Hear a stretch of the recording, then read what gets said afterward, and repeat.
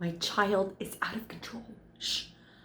He's seriously out of control. He's hitting and running and screaming and throwing things, and I just don't know what to do with him anymore. It's like, no!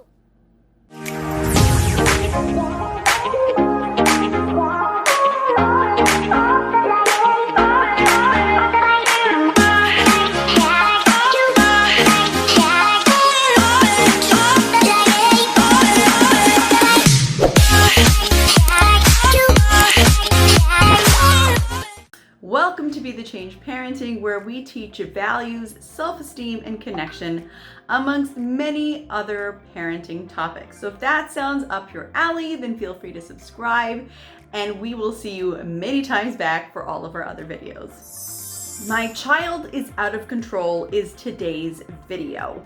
If you're feeling like your child is throwing things, hitting, screaming, running around, refusing to go to bed, having problems with school, any of these types of things, and problems with siblings, trust me, I get it. You are not alone in this. There are many other parents, including me. I have many times in the past felt this situation as well. If you're feeling like this, you're normal, you're okay. Don't worry. That's what we're covering today. First question, is it something physical? Does your child have something physical going on? Maybe, does he have lice? Ugh. No one likes to talk about this topic, but I'm telling you, sometimes kids have lice and it drives them crazy and you don't notice it till it's driven everyone in the house crazy and till everybody's caught it. So check for lice. Parasites. Ooh, parasites. Another topic that nobody likes to talk about, but if a child has parasites, it's making them crazy. So they're going wild, and I've seen that so many times with clients before where their child has got parasites and it's literally driving them crazy. And so they're hitting and lashing out and doing all kinds of crazy things. So if that is something, you might want to check up on parasites. There are many videos to figure out how to figure out if your child has parasites. Maybe you want to discuss it with a doctor, alternative practitioner, but check to see if they have parasites. Candida. If a child has got too much Candida in their system, it's not the same as parasites, but it's similar, that sugar is going to set them off. Any kinds of sugar, dairy, white flour is going to send them in a frenzy because that makes the Candida grow. Candida is yeast, and yeast grows from sugar or anything that turns to sugar in your blood. So if you are seeing your child has either got itchy spots also, or he's got itchy feet, or he's overreacting to sugar, to dairy, or to white flour, then you might want to consider putting him on a probiotic and trying to cut down the sugars, white flour, and dairy while you're doing the probiotic so you can kill off all the excess Candida. This especially happens if your child's been on antibiotics a lot in the recent past. So check out Candida. Sleep, glorious sleep. When you have your child tested for ADHD, I guarantee you the first bunch of questions they're going to ask you are all sleep related. Because if your child doesn't get enough sleep, it literally mimics the symptoms of ADHD. And that mimics the symptoms of a child feeling sometimes out of control. So if your child is not getting enough sleep, then that is the number one priority, to make sure that your child is getting enough sleep so that they don't go crazy and wild, and just in order to keep their energy up because they're so exhausted. And we all know, ourselves included, that when we're tired, we act out, we whine, we sometimes feel like hurting someone, and we're super frustrated. So work on sleep. Sugar and food additives, food coloring, MSG, any of these types of things are also things that in our little children with their small bodies, that can have a huge effect on them, okay? So notice if your child is specifically getting set off after they've had sugar, food coloring, MSG, or any other kinds of foods that are sort of like loaded with, all kinds of junk in there that's like, food additives and preservatives and things like that. Sometimes all you need to do is come back to basics of having fruits and vegetables and protein and nuts and healthy foods and staying away from the sugars, and you will see a huge difference in your child. Sensory needs. Next thing. Sometimes a child has got a sensory processing disorder, okay? That's where they don't necessarily feel their body in space like the rest of us. And they need to work on sensory issues in order to be able to feel their bodies properly, okay? So sometimes there are children who seek sensory, and then there are children who are like sensitive, so they stay away from sensory. Either case, basically what you need to do is give them more sensory input so that they can feel their body in place and then they calm down. One perfect example is giving them bear hugs, giving them a weighted blanket, giving them pressure, sometimes pressure on their, on their limbs or, elbows, knees. You want to give them deep bear hugs and pressure. Sometimes, like my kid with sensory, I'll even like sort of like lie on top of him. He's like, come lie on me. You didn't sit on me yet. Because they need that deep pressure. So you give them that feeling, that close, like that's really, really good for them. There are so many different types of sensory issues. Sometimes kids have a sensory with hearing, that loud noises bother them, but they also want to make loud noises. So allowing them to like turn up the volume, turn down the volume, make loud noises helps them regulate themselves. Sometimes there's a oral sensory issue where they want to chew crunchy things. They don't like mushy things. Or they only like mushy things and they don't like crunchy things, or they only like salty or like cheesy or sugary. Often I find that in eating things like pretzels or carrots or crunching or even having bubble gum or something sensory in their mouth is going to help a lot. Feely touchy things like putting their fingers in goo or in playing in the water or playing with barley or pastas or beans or noodles or anything that they can put their hands in, or sand obviously, so they can have that sensory feeling. Brushing them, there are sensory brushes that can help regulate them. Another thing is jumping on a trampoline, going on a swing, getting spin up in a tire swing. All of these things, when a child needs more sensory input, running into a pillow pit, jumping into, like a bunch of cushions, or like these pits with what I'm talking about, like in those jump places. All of these things give a lot of sensory input, and it will help to calm your child down. Either going to an OT to make a sensory diet. That's like a sensory diet is where you, instead of eating a food, you're sort of consuming sensory input. So they'll say like once a day they need this, or twice a day they need that. When I muscle test with my clients, I also help them figure out what sensory needs their child has and how many times a day they need to do it. And then you see your child start to calm down because they're getting the sensory needs that they have that are important for them. Is your child being bullied at school? Here's another big one. You'll see that your child starts to misbehave at home, hitting his sister, throwing things, having tantrums as soon as he comes home.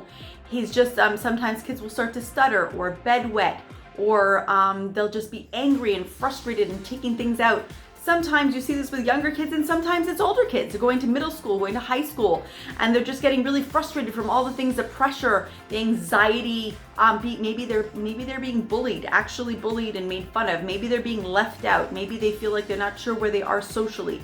Maybe they have anxieties related to this. Check on what's going on with them. For example, at school, maybe they're feeling academically behind. Maybe they're feeling like they're not going to be able to keep up, or they're missing a skill, or there's some anxiety inside of them, or like I said, being bullied.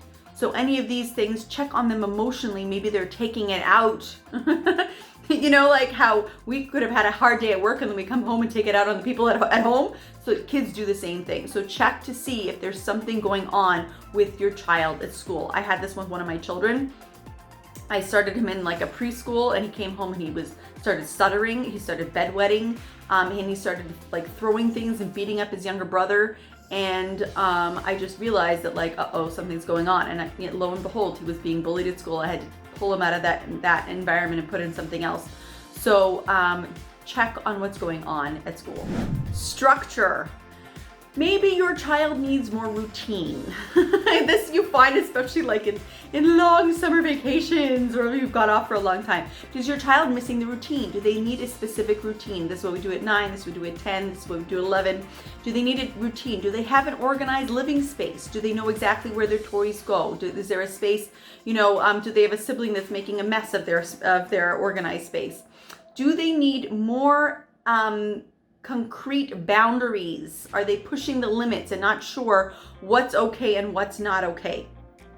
I actually just made a video about boundaries and great activities to teach boundaries, so you might want to check that out. But sometimes, there are certain children who, just get it easier, and some kids who need more clarity on what the boundaries are.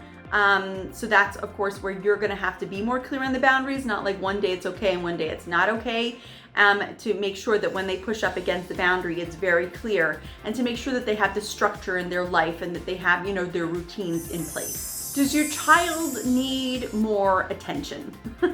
Sometimes our kids can seek our attention in negative ways when really they could be getting it in positive ways, but because they want more attention and need more time from you, they'll go and hit their brother or smack someone because that way you'll give them that attention.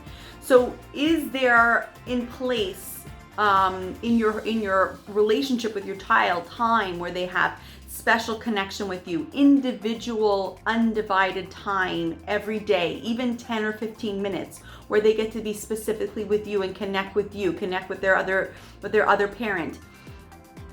It's really important for every child to have that safe time where they get to spend time with mommy and daddy, or if you're a single parent like me, either mommy or daddy, to just have that connection with you where they feel like they are the most important thing in your life. You are completely there just for them. Are you telling him off too often? Is your child always be telling, no, don't do this, don't do that? If you're in a cycle of like negative interactions with that is definitely going to get you to where your child is out of control, because they're just constantly having negative interactions with you until they, just get your attention more and more and more, okay? I actually have created 2 things for you that many parents find very, very helpful. I have an ebook for you. One is about effective ways to get your children to do things, cooperation techniques, without having to actually tell them what to do. So your child is cooperating and doing what they need to do without you telling them and bringing negative interactions into the picture, okay? So I'm gonna leave that link below, effective ways, cooperation techniques to help them effectively do things without the negative charge. The second thing that you might really need, especially if you have a child who pushes up against the boundaries, is effective discipline. A lot of parents are feeling lost, like, when do I give consequences? How do I give consequences? When do I ignore? What do I do? So I have a very specific, clear, structured way of helping you to understand when to give a consequence, when to let it go, when to use a cooperation technique. What exactly do you need to do in order to get yourself into positive interactions with your kids, so you're in a positive cycle, that most of your interactions with your child are positive and good and loving, and you have connection and you have an awesome relationship. And that way you can bring your child from having this out of control behaviors because they're just trying to seek negative interactions with you, so you'll give them attention, bring that down to the minimum. So again, I'm going to leave those 2 links for you in the comments below. You're going to have one about effective discipline and the other one about the cooperation techniques. Deep listening. When you listen to your child, really listen to what's going on, sort of use your intuition and listen to be more deeply to what's really going on. Then sometimes you'll hear, okay, this child can't handle the long carpool home.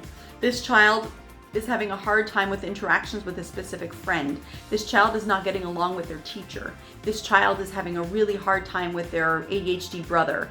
This child needs more of this. Your intuition can really start to kick in to understand deeply what your child needs when you listen intently. Really listen with your ears, listen with your eyes, look at them when they're talking to you, listen with your heart, open up, try to hear and feel what's really going on inside. Strong-willed child. Maybe you have a very strong-willed child, and if that is the case, I promise you, you are not alone.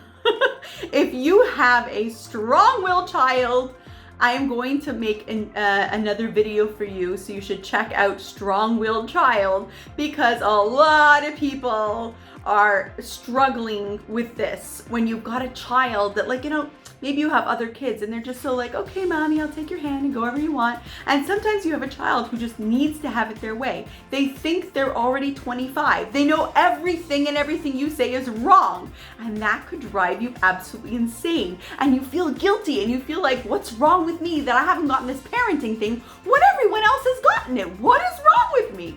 That, my friends, I should just want you to know that you are not alone, and I have another video for you for that. That is today's video. If you have any questions, leave it in the comments below. Feel free to subscribe, and if you have any requests of special videos that you like for the next topic, leave it in the comments below. I read the comments, and I will see you in the next video.